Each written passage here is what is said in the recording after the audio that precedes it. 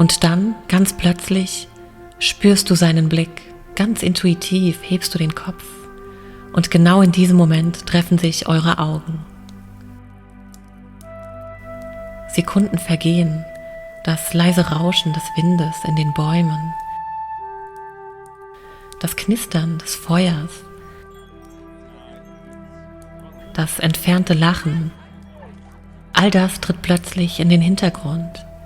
In seinem Blick liegt Wärme, ein sanftes Lächeln spielt um seine Lippen, als würde er dich einfach nur still genießen.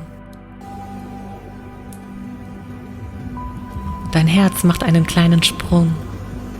Du lächelst zurück, fast unbewusst. Es ist dieses stille Verstehen zwischen euch. Kein Wort muss gesprochen werden. Ihr seid hier, in diesem Moment, und das allein ist genug.